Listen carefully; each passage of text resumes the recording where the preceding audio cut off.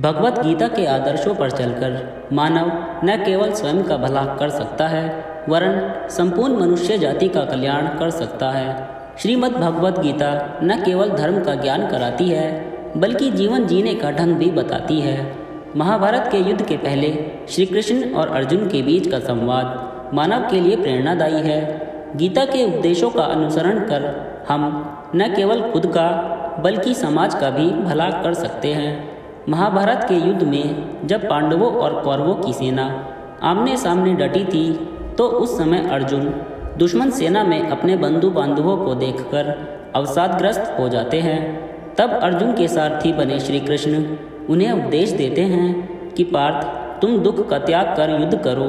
वर्तमान में भी जीवन की कठिनाइयों से लड़ने के लिए मानव को गीता में बताए इन सूत्रों को अपनाना चाहिए। गीता के इन सूत्रों को अपनाने से व्यक्ति उन्नति पथ की ओर अग्रसर होता है। सोच में परिवर्तन। जो ज्ञानी पुरुष ज्ञान और कर्म को सम देखता है उसी की सोच सही है। सही नज़रिया रखने वाला व्यक्ति इच्छित फल की प्राप्ति कर लेता है। इसलिए व्यक्ति को ज्ञान और कर्म में समभाव बनाए रखना चाहिए। मन पर नियंत्रण जरूरी। मन बहुत चंचल होता है और वह सदा यहाँ से वहाँ भटकता रहता है। अशांत मन को योग और ध्यान का नियमित अभ्यास कर वश में किया जा सकता है। क्रोध पर काबू। गीता में लिखा है कि क्रोध भ्रम पैदा करता है और भ्रम से बुद्धि विचलित होती है। जब बुद्धि का विचलन हो जाता है तो तर्क करने की क्षमता भी क्षीण हो जाती है।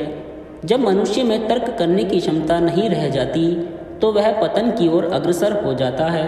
इसीलिए क्रोध से बचना चाहिए। मन पर अंकुश जरूरी।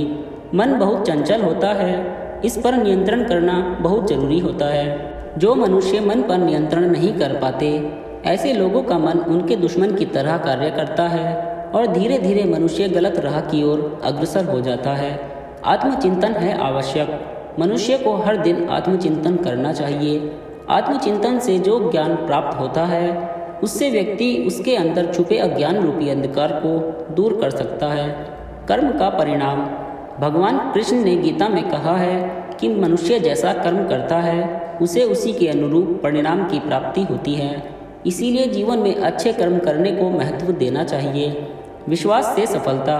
मनुष्य जो चाहे वह प्राप्त कर सकता है, बस जरूरी होती है तो इच्छित वस्तु को प्राप्त करने के लगन के साथ काम करने की।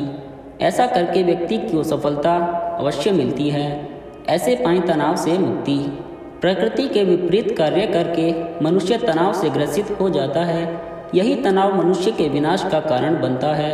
इसीलिए तनाव से मुक्त रहने के लिए धर्म और कर्म का मार्ग अपनाना चाहिए। सोच से आचरण निर्माण। मनुष्य जिस तरह सोचता है उसी तरह का आचरण करता है। स्वयं के अंदर के विश्वास को जागृत कर सोच में बदलाव ला सकता है जो उसके जीवन के लिए बेहतर होगा। ईमानदारी से करे काम। बुद्धिमान व्यक्ति कर्म को प्रधान रखता है, वह उसके फल के बारे में कभी नहीं सोचता। किसी काम को करने का यही उत्तम और उचित साधन है।